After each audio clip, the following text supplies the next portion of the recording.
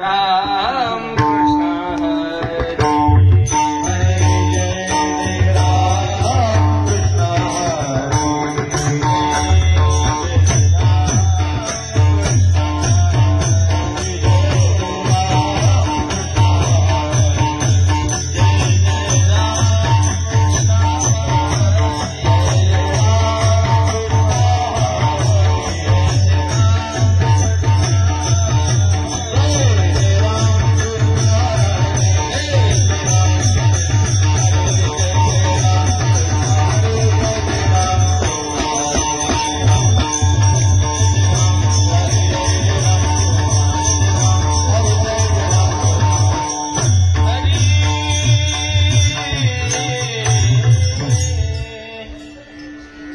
हरे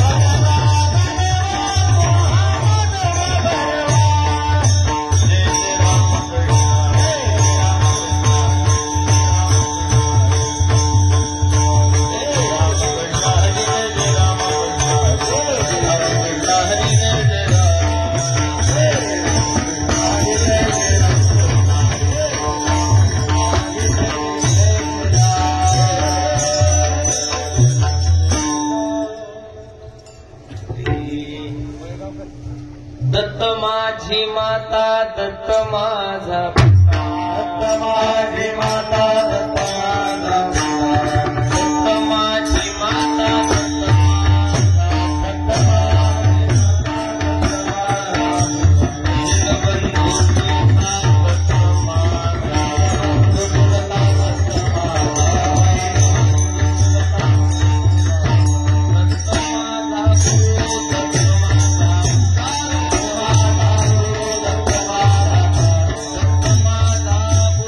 Come on.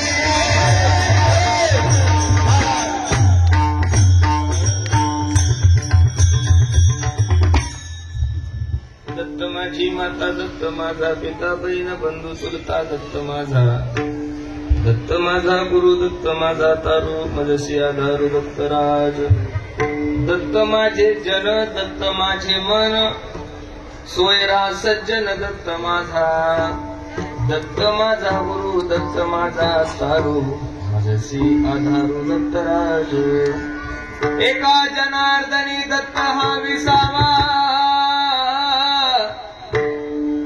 न विचारिता गावा जावे त्यांच्या, दत्त माझा गुरु दत्त माझा तारू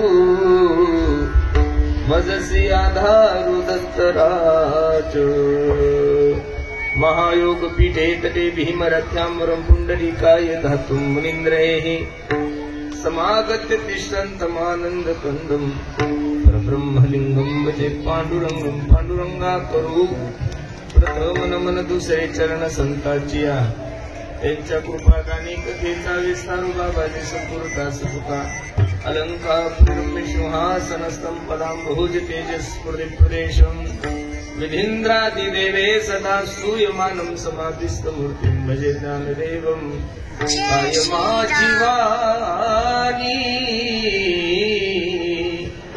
मानेल संतासी रंजवू चित्तासे आपुलिया, दत्त माझी माता दत्त माझा पिता बहीण बंधू चुलता दत्त माझा, दत्त माझा गुरु दत्त माझा तारू मजसी आधारू दत्तराज. प्रस्तुत प्राप्त प्रसंगी चिंतन रूपी सेवेसाठी जो निवडलेला अभंग आहे हा शांती ब्रह्म एकनाथ महाराजांचा असून या अभंगामध्ये माझे शांती ब्रह्म एकनाथ बाबा दत्तात्रय भगवंताचं तोंड भरून असं कौतुक करत आहे. विठ्ठल विठ्ठल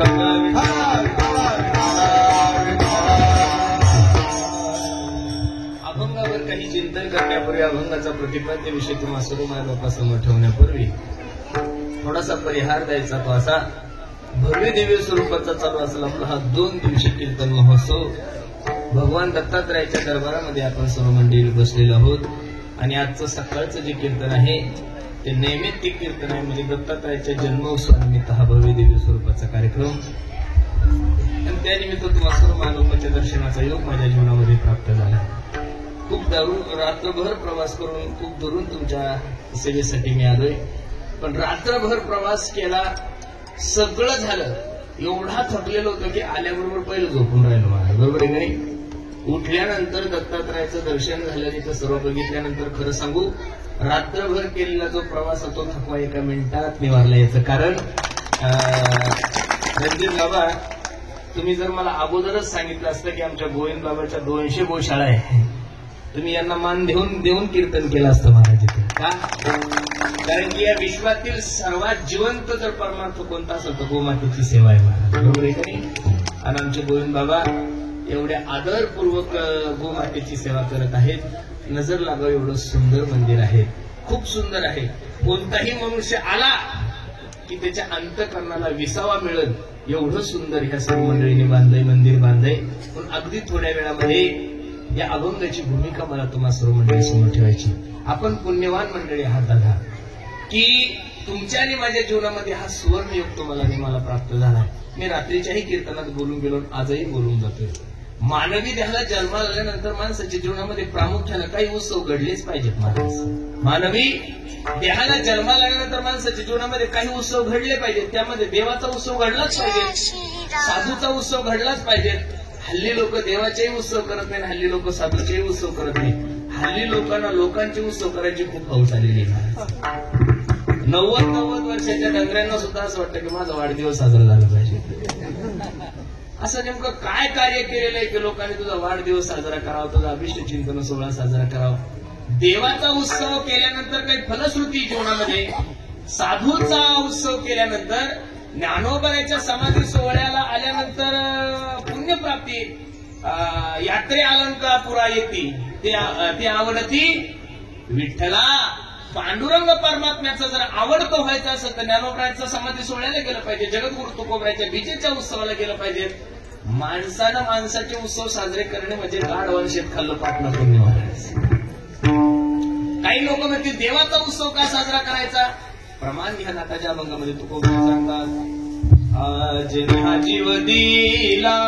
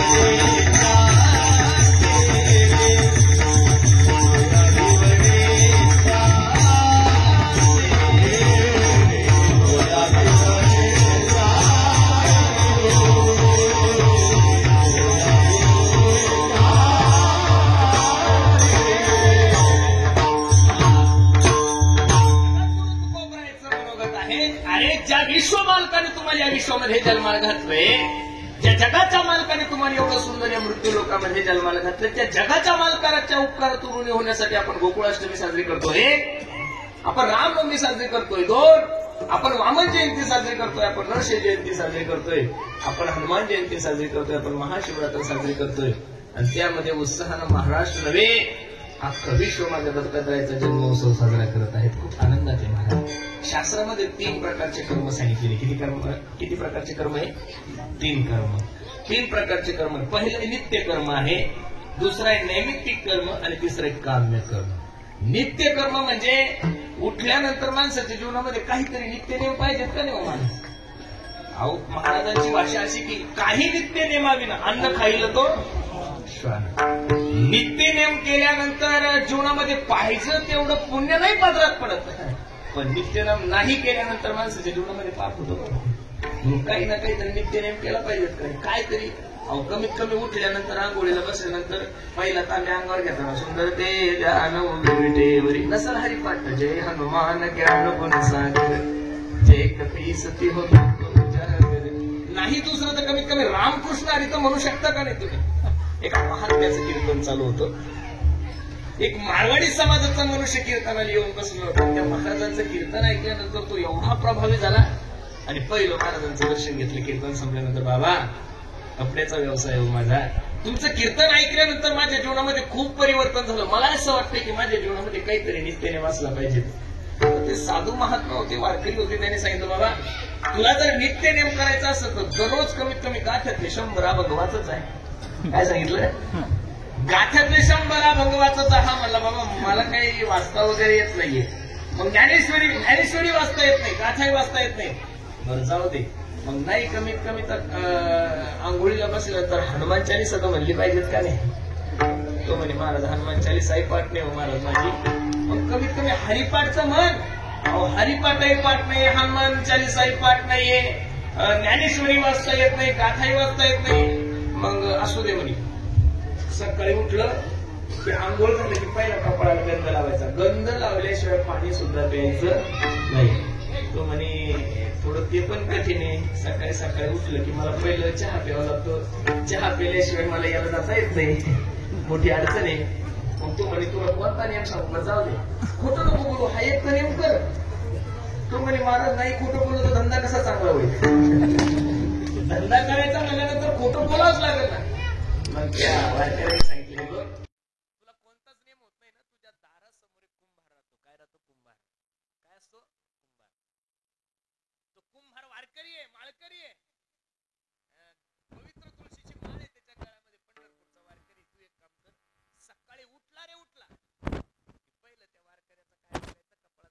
करायचं तरच पाणी प्यायचं, तसं पाणी प्यायचं. हे म्हणजे हे सोपं आहे. उठलं की हा दररोज ब्रश करत करत करत कुंभाराचा गण पाहिला, ब्रश केलं की चहा प्यायचं. एक दिवस सकाळी सकाळी 5 वाजता कुंभार गाढव घेऊन माती आणण्यासाठी गेलो. कुठे गेलं? माती आणण्यासाठी गेलो. याचा नियम असा होता, कुंभाराचा गण पाहिल्याशिवाय याला पाणी प्यायचं सांगितलेलं नव्हतं. कुंभाराचा गण पाहिल्याशिवाय याला चहा प्यायचं सांगितलेलं नव्हतं. कुंभाराचा गण पाहिल्याशिवाय याला नाश्ताही करायचा सांगितलेला नव्हता. हा सकाळी टेन्शन मध्ये गेला आणि कुंभार घरी म्हणल्यानंतर त्याला त्रास सुरू झाला. काय करावं, कसं करावं? त्या काकी विचारलं, काकी ओ काकी, कुंभार काका कुठे गेले? काकीनं सांगितलं, माती आणण्यासाठी गेले, मडके घडवायचे म्हणून गाडवारी. कोणत्या दिशेला गेले? हे समोरचा मळा आहे ना, त्या मळ्याच्या थोडं पुढे गेले की तिथं माती आणण्यासाठी गेले. हा ब्रश करत करतच कुंभाराकडे गेला. कारण याला गंध पाहायचा होता. गंध पाहिल्याशिवाय याला चहाही पेता येत नव्हता. गंध पाहिल्याशिवाय याला जेवणही करता येत नव्हतं. गंध पाहिल्याशिवाय नाश्ताही करता येत नव्हता. कुंभाराच्या कपाळाचा गंध लांबूनच पाहिला आणि यानं सांगितलं, ओ काका बघितलं बघितलं. आणि बस कुंभाराच्या कपाळाला गंध पानं, कुंभार खांता खांता कुंभाराला सोन्याचा हंडा लागणं सगळंच झालं. आता मारवड्यात काय पाहिला होता? काय पाहिला होता? गंध. कुंभार म्हणे, ओ ओ ओ मारवाडी काका थांबा ना. हा म्हणे, मला चहा प्यायचा, मी बघितलं, आता मी चाललो. परत मला, थांबा ना, जाऊ नका. मी बघितलं, आता मला काही पाहायची गरज नाही, मला चहा प्यायचाय, दुकानावर जायचंय. 10 मिनिटं दोघांचं संभाषण झाल्यानंतर कुंभार काका म्हणतात, ओ ओ मारवाडी काका, अहो यातला अर्धा घ्या पण थांबा ना. मग त्याला वाटलं नेमकं कशासाठी जाऊन पाहिलं तो सोन्याचा हंडा. सोन्याचा हंडा पाहिल्यानंतर त्या मारवाडी समाजाच्या माणसाच्या डोळ्याला धारा लागल्या आणि त्याच्या सद्गुरूच्या वचनावर त्याने विश्वास ठेवणारे फक्त जीवनामध्ये एक नेम केला की उठल्यानंतर मी काय पाहिलं? फक्त कुंभाराचा गण पाहिला. काही अपेक्षा नसताना अर्धा सोन्याचा हंडा मिळाला. मी जर साक्षात माझ्या कपडाला कोपी चंदनीला लावला तर निश्चित माझ्या भगवंताची कृपा माझ्यावर झाल्याशिवाय राहणार नाही. म्हणून नित्य कर्म माणसाने जीवनामध्ये काही ना काहीतरी केलंच पाहिजे. ज्ञानोबाईची भाषा किती गोडी. नित्य नेम नामी को प्राणी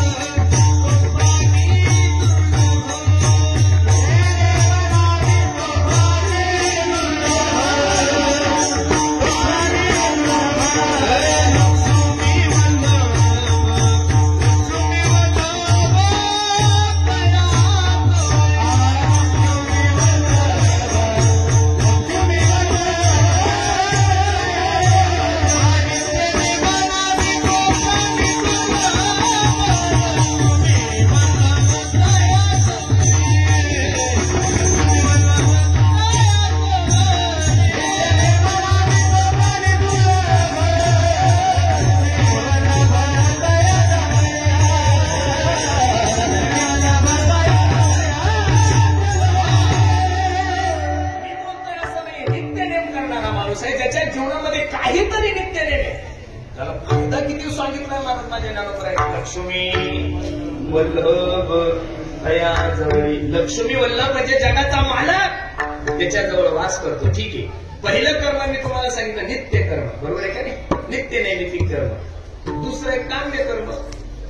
काहीतरी अपेक्षा ठेवून जे केलेलं कर्म असतं त्याला काय म्हणतात? काम्य कर्म म्हणतात, बरोबर आहे का नाही? हे बघा, जगाचा मालक अपेक्षा ठेवून केलेलं जे कर्म आहे त्याच्यावर मनुष्य देवाची कृपाच होत नाही महाराज. आपली धारणाच अशी झालेली आहे. आपण दत्तात्रयाच्या दर्शनाला जरी गेलो आणि एक नारळ जरी फोडलं, त्या नारळामध्ये आपलं घर सुखी व्हावी अपेक्षा आहे तुमची माझी, बरोबर आहे का? एका अगरबत्तीमध्ये 15 पैशाची अगरबत्ती, तरी पण अगरबत्ती देवाला ओळखताना सुद्धा म्हणतो, देवा माझ्या पोराचं लग्न झालं. पण एका अगरबत्तीत जेवढी अपेक्षा ठेवून केलेले जेवढे काही कर्म आहे, अपेक्षा ठेवून केलेले जेवढे काही कर्म आहे त्यांना काम्य कर्म म्हणतात. काय म्हणतात? काहीतरी अपेक्षा आहे ना. बिना अपेक्षाचा जगाच्या मालकाकडे कोणी जात नाही. मी याच्याही पुढे जाऊन सांगतो. 5 वर्षाचं लेकरू तुमच्याही घरात आहे, 5 वर्षाचं लेकरू माझ्याही घरात आहे. काय करतो त्याला? अरे ज्याला शी कुठं करायची, ज्याला सू कुठं करायची याची अक्कल नाही, ते जरी दत्तात्रयाच्या भगवंताच्या मंदिरात गेलं तरी ते म्हणतो देव बाप्पा मला सुखाचं ठेव. काय म्हणतो ते देव बाप्पा? मानवाचा जन्मच मुळतः हा स्वभावच माणसाचा काय आहे? अपेक्षा धरू नये. म्हणून दुसरं जे कर्म आहे ते काम्य कर्म आहे आणि तिसरं जे कर्म आहे ते नैमित्तिक कर्म आहे. बरोबर आहे का नाही? नैमित्तिक कर्माचा हा जो कार्यक्रम हा नैमित्तिक कर्मालाच कर्म आहे. दत्तात्रयाचा जो जन्म उत्सव आहे हे नैमित्तिक कर्म आहे. आपण एक दिवसाचे जेवढे भगवान श्रीकृष्णाचा जन्म उत्सव नैमित्तिक कर्म आहे. भगवान प्रभू रामचंद्राचा उत्सव नैमित्तिक कर्म आहे. वामनांचा जो उत्सव आहे नैमित्तिक कर्म आहे. भगवान शंकराचा महाशिवरात्री हा काय आहे? नैमित्तिक उत्सव आहे. आणि नैमित्तिक उत्सव म्हणजे दत्तात्रयाच्या जन्मोत्सवानिमित्त आपण सर्व मंडळी उपस्थित आहोत. महाराज मी खरं सांगू तुम्हाला, दत्तात्रयाच्या अवताराचा इतिहास आपण दरवर्षीच ऐकत आहात. दत्तात्रयाने जीवनामध्ये काही ज्या गोष्टी केलेल्या आहेत त्या गोष्टीचे आत्मसात आपण जर केलं तर निश्चित माझ्या दत्तात्रयाची कृपा तुमच्याने माझ्यावर झाल्याशिवाय राहणार नाही.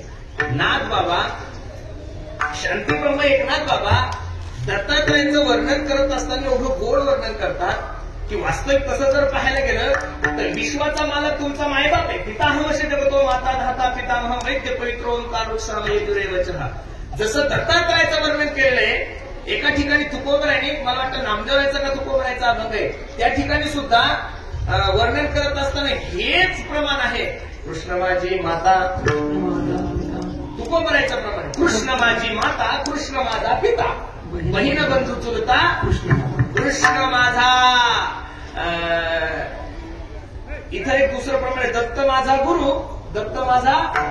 असाच अभंग माझ्या नाथ बाबाने, नाथ बाबांचाच अभंग आहे मला वाटतं, नामदेवाचं वर्णन करत असताना सांगितलं. ज्ञानदेव गुरु ज्ञानदेव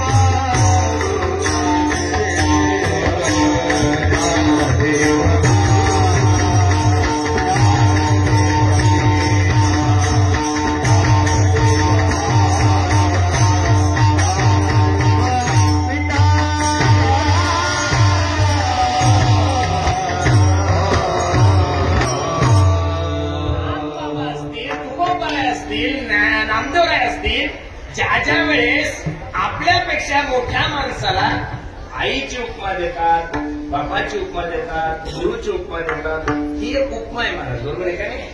उपमा खाण्याचा वेगळा, तुम्ही त्या उपम्याकडे नका, ही उपमा आहे. नाथ बाबा दत्तात्रयानं उपमा देत असताना सांगतात की दत्त माझा गुरु, दत्त माझा तारू, मजसी आधारू दत्तराज.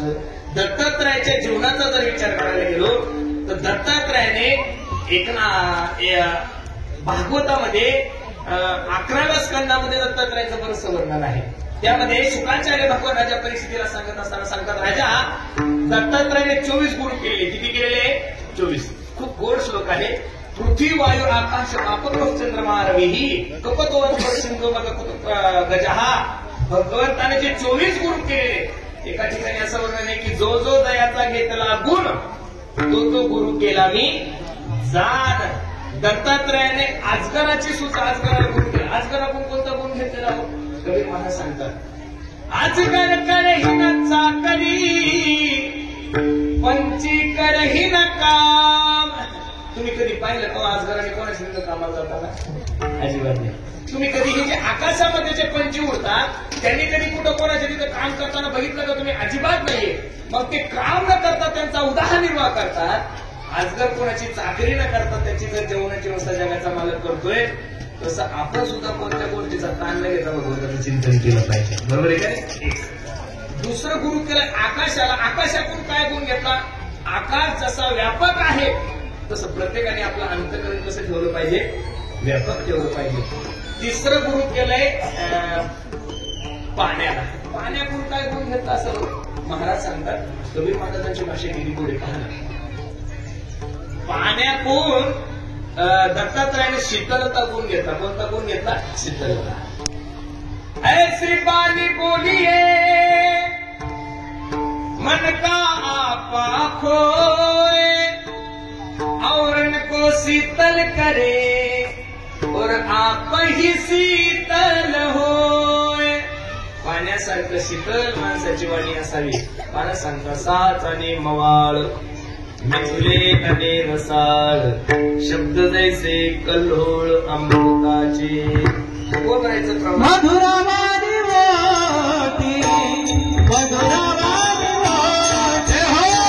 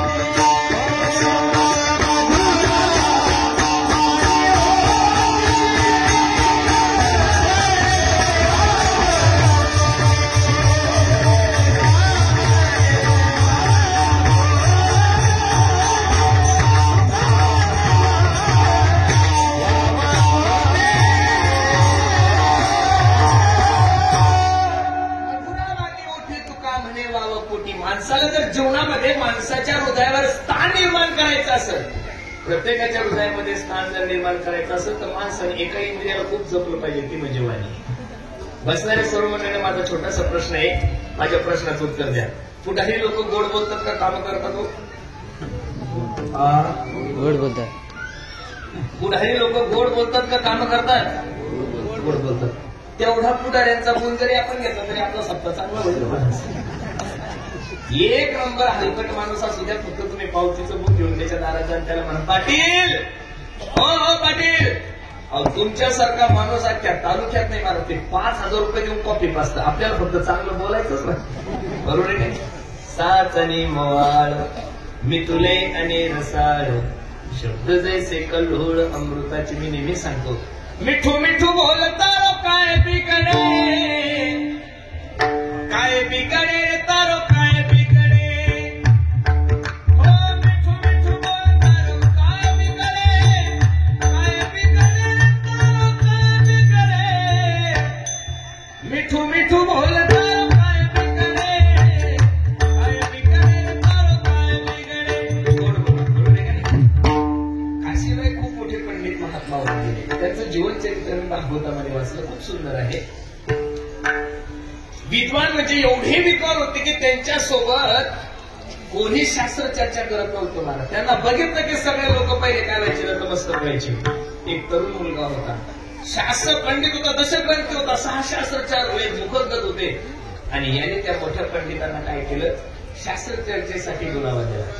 दोघांची शास्त्र चर्चा सुरू झाली. थोडं लक्ष द्या माझ्याकडे. दोघांची शास्त्र चर्चा सुरू झाली आणि शास्त्र चर्चा सुरू झाल्यानंतर त्या तरुणांनी महाराजांना काही प्रश्न केले. महाराजांनी त्याची उत्तर दिली, पण महाराज वयस्कर असल्यामुळे महाराजांनी त्या तरुणांना काहीतरी 2-4 प्रश्न विचारले. त्या प्रश्नाचं उत्तर त्याला आलं नाही. त्या तरुणांनी विचार केला, एवढं शास्त्र चर्चा करून, एवढं अध्ययन करून, एवढं 4 वेद मुखोद्गत करून, 6 शास्त्र मुखोद्गत करून मला जर त्या महात्म्याच्या जर प्रश्नाचं उत्तर येत नसेल तो माझ्या जीवनात जगून काही फायदा नाही. आत्महत्या करण्यासाठी निघाला. कुठे निघाला? आत्महत्या करण्यासाठी. ज्या महात्म्याने त्याला शास्त्र चर्चामध्ये हरवलं होतं त्या महात्म्याला ही बातमी कळल्यानंतर त्याने 2 सेवकाला त्या पोराला पाठवण्यासाठी सांगितले, तू ज्यांच्याकडून शास्त्र चर्चेमध्ये हरलेला आहेस त्या महात्म्याने बोलवल्यानंतर त्या वयस्कर महात्म्याने हात जोडले. वेड्या, मला तुला हरवण्याची इच्छा नव्हती. माझ्या अंतकरणामध्ये तुझा अपमान व्हावा असाही मानस नव्हता. तू मला काही प्रश्न विचारले, मी तुला काही प्रश्न विचारले आणि माझ्या प्रश्नाचं उत्तर नाही आलं. अरे पण तुझ्यासारख्या विद्वानाची या जगाला गरज आहे, तुझ्यासारख्या ज्ञानाची या देशाला गरज आहे. तू जर आत्महत्या केली तर तुझ्यासारखा विद्वान परत तयार होणार नाही. सांगितलं आत्महत्या करू नको, जगाच्या कल्याणासाठी तुझा अवतार आहे. तो निघून गेला. ज्या महात्म्याने त्याला प्रश्न केला होता तो महात्मा जगाच्या मालकासमोर गेला आणि काडी घेतली ना त्या जिभेमध्ये टोचली. काय केलं? जिभेमध्ये टोचली. जगाच्या मालकाच्या सुद्धा डोळ्याला धारा लागल्या. बाबा, एवढे विद्वान आहात, तुमच्या ज्ञानाची गरज आहे. त्या महात्म्याने त्या भगवंताच्या समोर हात जोडले. सांगितलं, देवा, मी जर शास्त्र चर्चा केल्यानंतर माझ्या चर्चेमुळे जर एखादा मनुष्य आत्महत्येसाठी प्रवृत्त होत असेल तर मी आता मेलो तरी परत बोलणार नाही. म्हणून त्यांचं नाव काष्टजीवा स्वामी म्हणून आहे. तुम्ही बघितलं असेल भागवतामध्ये त्यांचं चरित्र आलेलं. काष्टजीवा स्वामी म्हणून त्यांचं काय आहे? नाव आहे. म्हणून बोलत असताना कसं बोला? ऐसी बानी बोलिये मन का आपा खोय, औरन को शीतल करे और आप ही शीतल होय. म्हणजे पाण्याला सुद्धा काय केलं? गुरु केलं. पृथ्वी मातेला सुद्धा गुरु केलेलं आहे. याच्या पुढे जाऊन सांगू का महाराज? छोट्याशा लेकराला सुद्धा दत्तात्रयाने गुरु केले. याच्या पुढे जाऊन सांगू? वेश्येला सुद्धा काय केलेलं आहे? गुरु केले. वेश्येकडून काय गुण घेतला सलो? दत्तात्रय सांगतात, जशी एखादी वेश्या पोटाची थळगी भरण्यासाठी, आपला उदरनिर्वाह चालण्यासाठी, आपल्या लेकराचं संगोपन होण्यासाठी शरीर विक्री करते. नटून थटून एखादं गिऱ्हाईक मला भेटावं, मला 200-500 रुपये यावे आणि त्याच्यातून माझ्या मुलाचं काय व्हावं? संगोपन व्हावं. ते गिऱ्हाईक भेटावा म्हणून तिच्या अंतकरणाची जी परिस्थिती आहे याच्यापेक्षा 1000 पट माझ्या भगवंताने माझ्यावर कृपा करावी अशी भक्ताची काय पाहिजे? वृत्ती. कशी पाहिजे महाराज? भेटीला की पंढरी नाथा,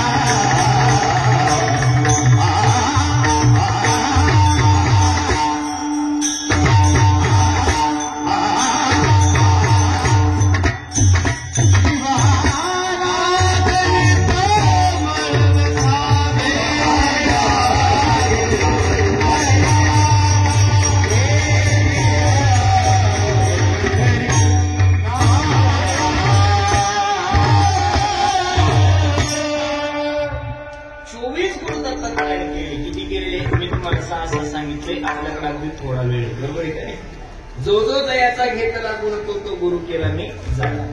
या ठिकाणी अभंग नाथ बाबाचा आहे. कोणाचा आहे? शांतीप्रभू एकनाथ बाबा या अभंगामधून दत्तात्रयाचं जे वर्णन करतात ते किती सुंदर आहे म्हणाला. दत्त माझी माता, दत्त माझा पिता, बहीण बंधू चुलता दत्त माझा. तसं जर आपण पाहिलं प्रत्येक भक्ताची धारणाची आहे, प्रत्येक संतांची धारणा तीच आहे. आपण जसं आपल्या मायला माय समजतो, बापाला बाप समजतो, भावाला भाऊ समजतो, अजिबात नाही महाराज. तुकोबरायचं सांगतात विठ्ठल बहिणी आणि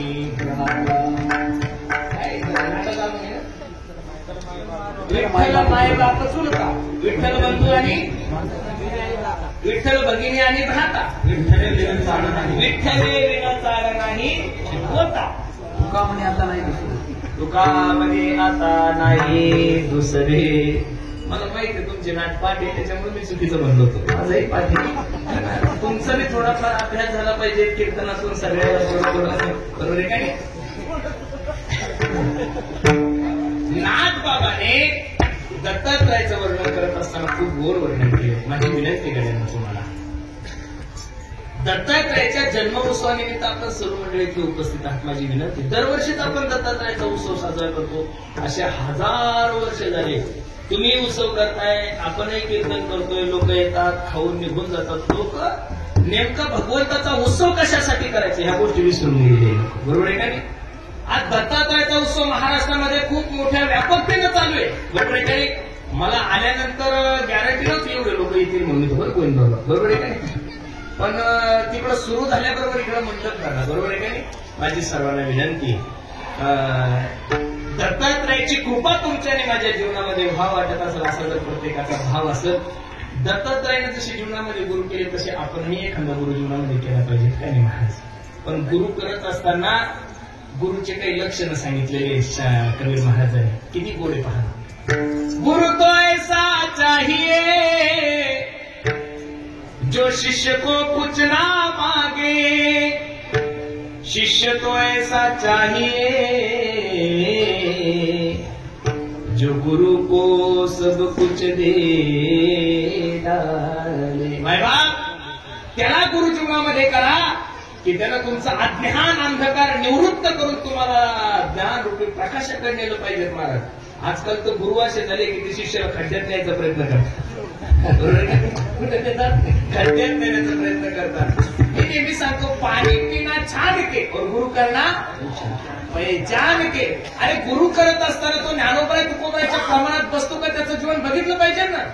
कीर्तन ऐकून एखाद्या महाराजावर श्रद्धा ठेवण्यापेक्षा, गायन ऐकून एखाद्या गायकावर श्रद्धा ठेवण्यापेक्षा, वादन ऐकून एखाद्या वादकावर श्रद्धा ठेवण्यापेक्षा, कथा ऐकून एखाद्या कथाकारावर श्रद्धा ठेवण्यापेक्षा तो 2 तास कीर्तन करतो हे नका पाहू, 22 तास त्याचं जीवन पाहिलं पाहिजे का नाही महाराज. कोणालाही गुरु करत असताना, कोणालाही आपल्या जीवनाचं सर्व दुःख सांगत असताना काहीतरी गोष्टी पाहिल्या पाहिजेत का नाही महाराज. बरोबर आहे का नाही.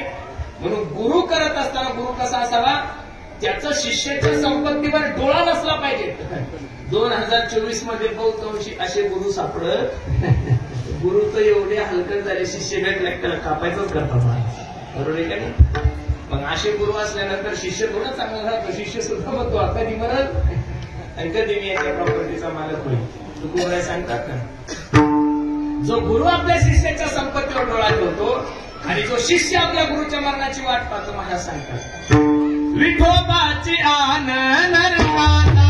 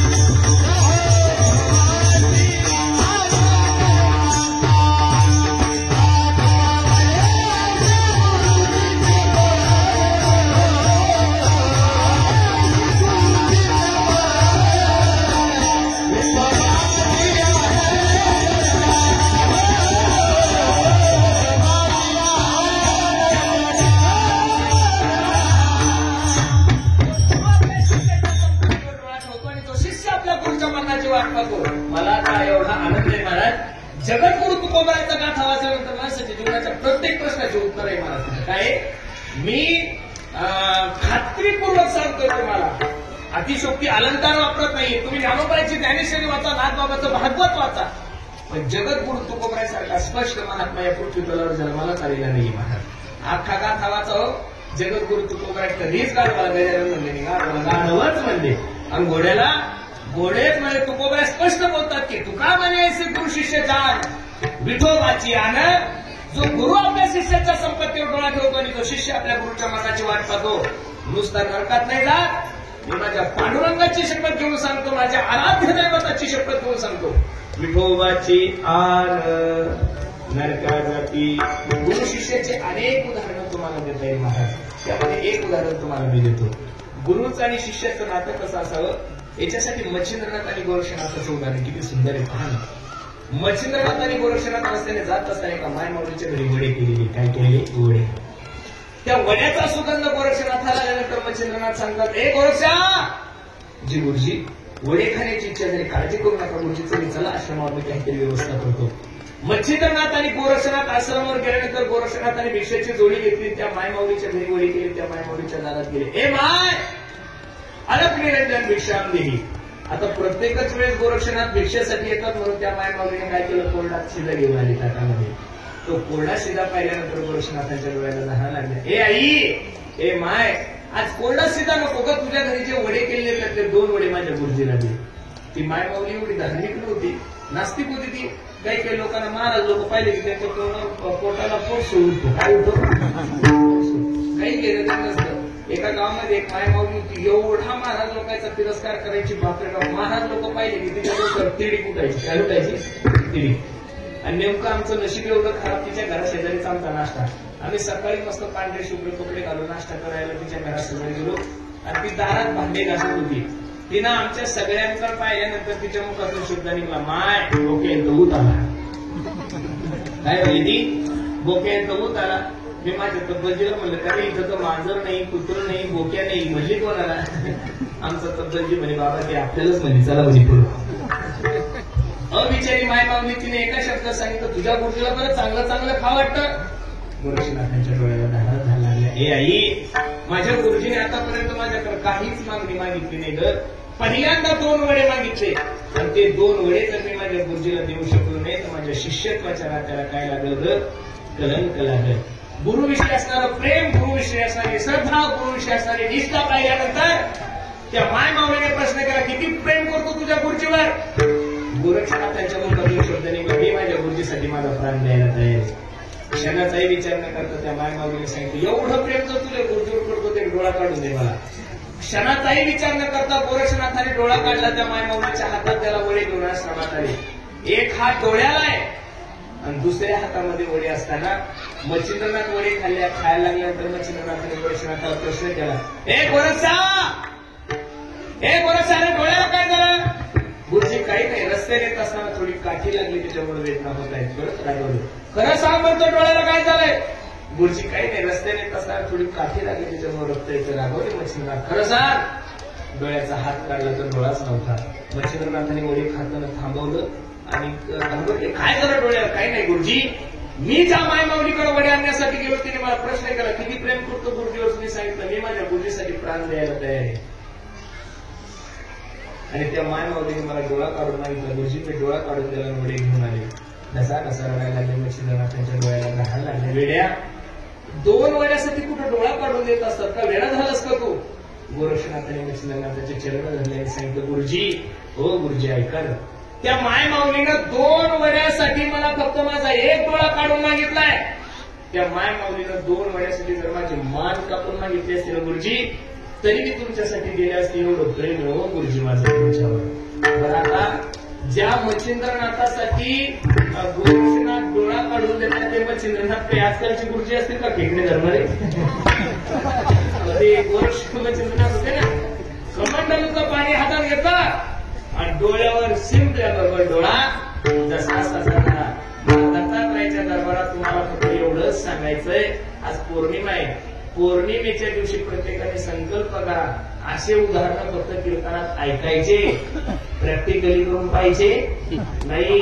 एखादा महाराज तुम्हाला डोळा लागल 2024 मध्ये एवढी ताकद कोणाकडे राहिली नाही. डोळा घेऊन जातील तुम्ही आंधळे बसायला हो महाराज लोकांच्या नाही लागू नका. गुरु तो ऐसा चाहिए जो शिष्य को कुछ ना मांगे, शिष्य तो ऐसा चाहिए जो गुरु को सब कुछ दे डाले. बाकी नाही काही जमलं तरी दत्तात्रय सारखं दत्तात्रय 24 केले कमीत कमी तुम्ही 10 गेले पाहिजे नाही 10 तर कमीत कमी 2. गुरु विना माणसाला जीवनाचं ज्ञान होत नाही. निवृत्ती नको वक्ती होऊ नये महाराजांच्या संप्रदायाचे विस्मयाचे. काही लोक मोठ्या अभिमानाने सांगतात हो महाराज मी आळंदीला गेलो नाही. काय म्हणतात ते मी आळंदीला गेलो नाही, पंढरपूरला गेलो नाही, कधी पंढरपूरची वारी केली नाही, घरच्या घरी कीर्तनकार झालो. काय झालो? मी घरच्या घरी वादक झालो, मी घरच्या घरी कीर्तनकार झालो, मी घरच्या घरी प्रवचनकार झालो. वक्ते बाबा सांगायचे माझा अधिकार नाही, माझी वाणी पण नाही तेवढं अधिकारानं सांगायचं, पण माफी मागतो तुमच्या उदाहरण सांगतो.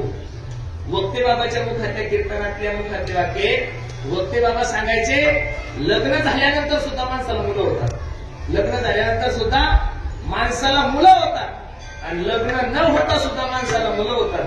पण लग्न झाल्यानंतर त्या मुलाला बाप असतो महाराज. काय असतो? बाप असतो. तसं लग्न न करता मुलं होणं म्हणजे त्याच्या बापाचं नाव काय सांगणार आहे? तसं गुरु न करता जीवनभर तसं राहणं म्हणजे तसंच आहे ना महाराज. एखाद्या कुत्र्याच्या पट्ट्या गळ्यामध्ये जर पट्टा असला ना लोक ते आमदाराचं कुत्रे दगड नको मारू त्याला. नुसतं एखाद्या कुत्र्याच्या गळ्यामध्ये पट्टा जर असला तर आपण दगड मारायला भेटतो. माझ्या पांडुरंगाची माळ गळ्यामध्ये घालून पहा महाराज, येऊन सुद्धा तुमच्यावर झडप घालायला गेली एवढी ताकद पांडुरंगाच्या मालिकेत.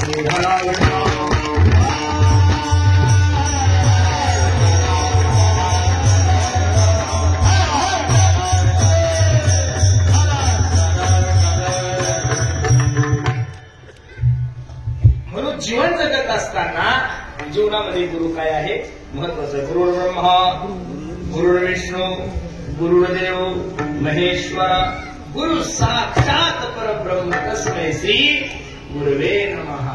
दत्तात्रयाच्या जन्म उत्सवानिमित्त बाकी काही नाही घेता आलं तरी चालेल, तर जीवनामध्ये इथून गेल्यानंतर एखाद्या चांगल्या महात्म्याला आपल्या जीवनामध्ये काय करा? गुरु करा.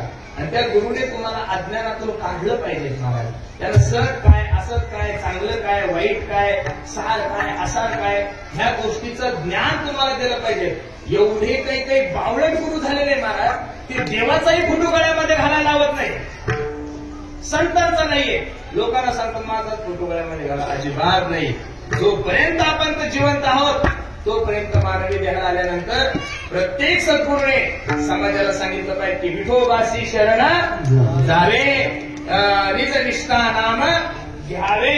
बाकीच्या गोष्टीला वाव देण्यापेक्षा असे काही लोक झाले जिवंतपणे आरत्या करून घेतात महाराज. नाही झालं पाहिजेत ना महाराज या गोष्टी. अरे आसारामजी बापू सारख्या महात्म्याचं प्रकरण तुम्हाला माहिती आहे महाराज. एकदा का देवानं अवकृपा केली ना महाराज काही होतं. म्हणून एवढे दिवस झाले ज्ञानोबराय तुकोबराला जाऊन, पण अजून सुद्धा संप्रदाय जिवंत. याचं कारण 4092 अभंग आहे गाथ्यामध्ये. एक अभंग तुम्ही मला असा दाखवा की त्या अभंगामध्ये तुकोबराने सांगितलं की माझी आरती करा म्हणून. एक अभंग तुम्ही मला असं दाखवा की त्या अभंगामध्ये तुकोबराने सांगितलं माझा फोटो लावा. अजिबात नाहीये. त्यांनी फक्त एवढंच सांगितलंय पांडुरंग परमात्म्याची काय करा? सेवा करा. दत्तात्रयाचा अवतार आपल्याला अवतार काय पाहिजे. ज्या ज्या वेळेस धर्मावर ग्लानी येते त्या त्यावेळेस जगाचा मालक अवतार घेतो, सर्वांना माहिती आहे. मी नागबाबांचं प्रमाणे पहा. धरी अवतार विश्वतारावया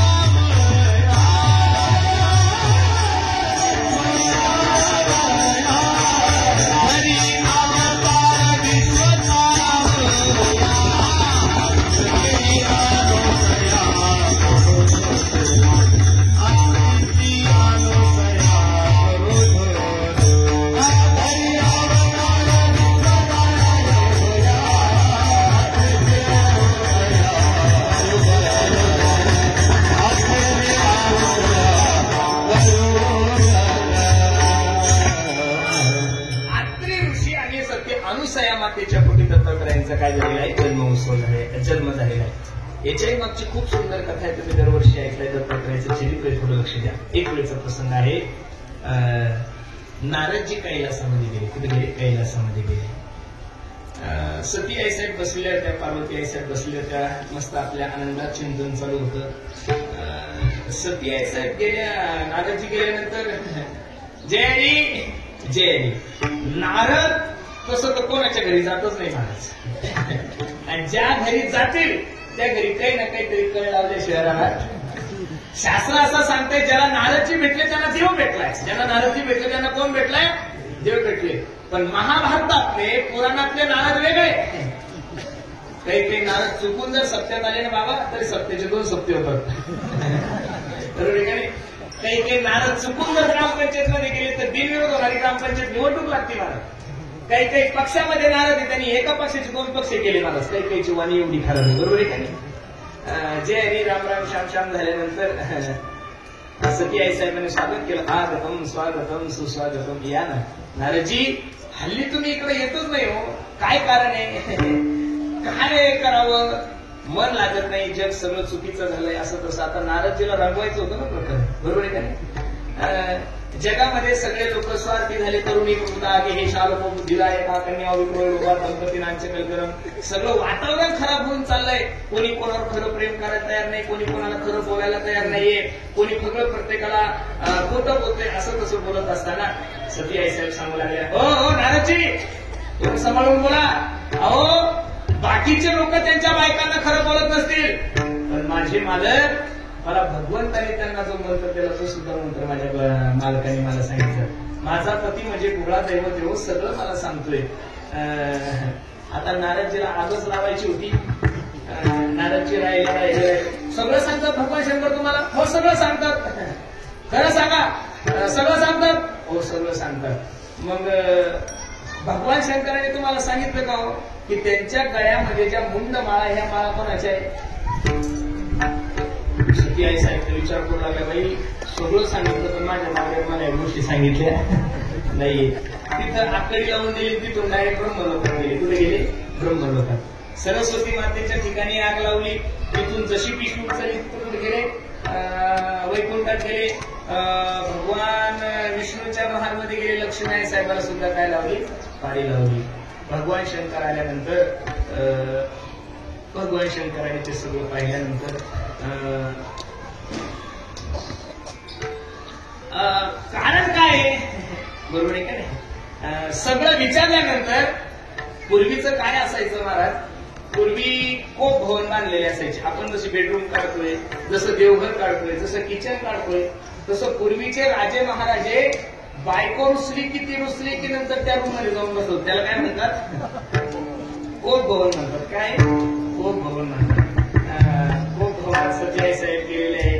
भगवान शंकर म्हणतात, अगं काय झालं तुला, का तू असं करतेस? रागवण्यासाठी म्हणजे तुम्ही मला सांगितलंच नाही की तुमच्या गळ्यामध्ये ज्या मुंड माळा आहे कशाच्या आहे, असं सगळं सांगितल्यानंतर भगवान शंकराने सती आई साहेबांचं काय केलं? समाधान केलं. ब्रह्मदेवाने सुद्धा सरस्वती मातेचं काय केलं? समाधान केलं. प्रत्येक नवऱ्याला बायकोला कसं समाधान करायचं ज्याची त्याची बुद्धी झाला त्याला असं. परत नारदजी आले आणि नारदजीने एकदम सती आई साहेबांची हरी आता जय हरी. सती आई साहेब सांगितलं, मी सर्वांचं ऐकेल पण तुमचं कधी ऐकणार नाहीये. पण तुम्ही हल्ली खूप येणं कमी केलं. काय यायचं तुमच्याकडं? आता मृत्यू लोकांमध्ये अशा काही माता मावल्या तयार झाल्या की त्यांच्यासारखं पतिव्रता या विश्वात दुसरं कोणीच नाहीये. आमच्यापेक्षा कोण श्रेष्ठ आहे? महिलांना सगळं सहन होतं पण आपल्यापेक्षा कोणी सुंदर सहन होत. काय नाव आहे? सती अनुसया. काय नाव सांगितलं? सती अनुसया. ब्रह्मदेवाच्या तिथं तीच पिन लावली.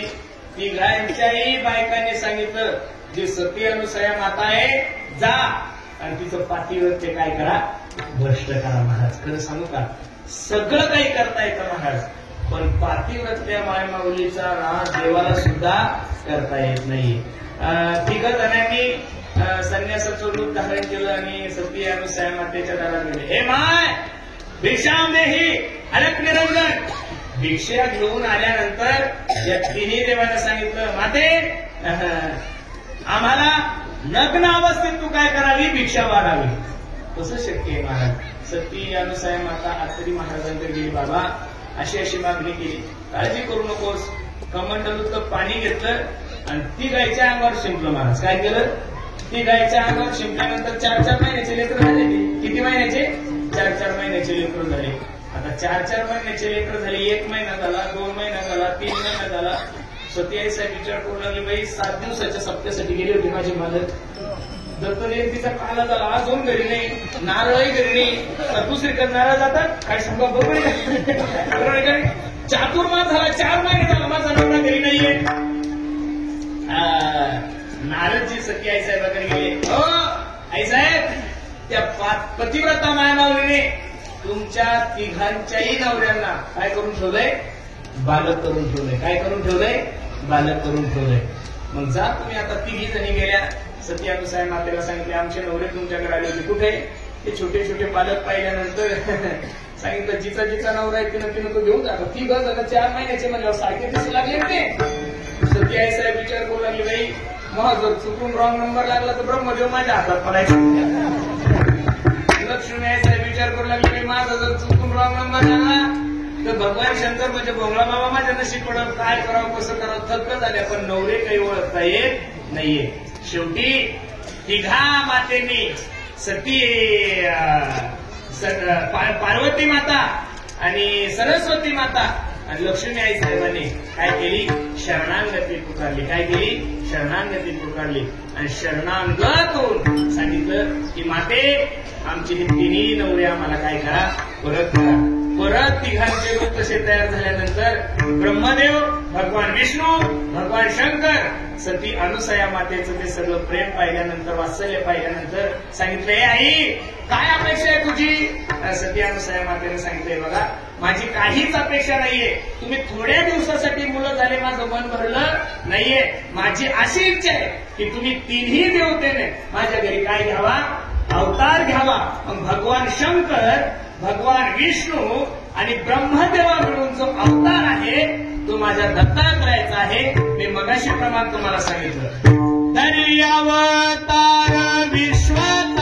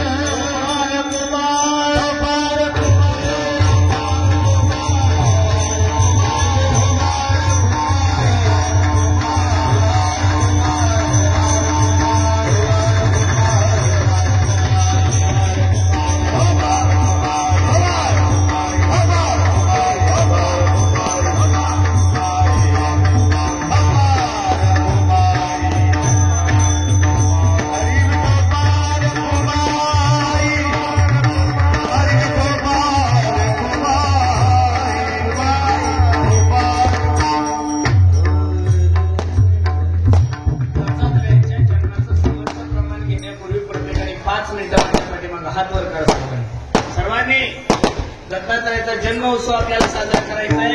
वरती पूजा चालू आहे. फक्त 5 मिनिटात सर्वांनी मंत्र जो घोष करायचा आहे, शेवटचं प्रमाण होईल. या एक तारी, एक बोल, एका ताला स्वरात. दिगंबरा दिगंबरा श्रीपाद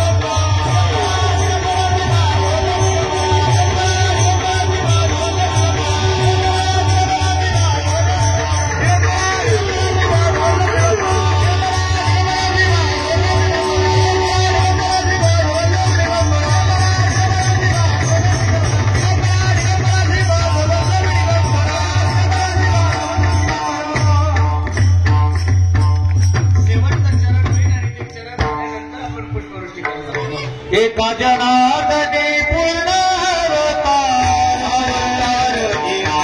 जनार्दने पूर्ण अवतार, जनार्दने पूर्ण अवतार,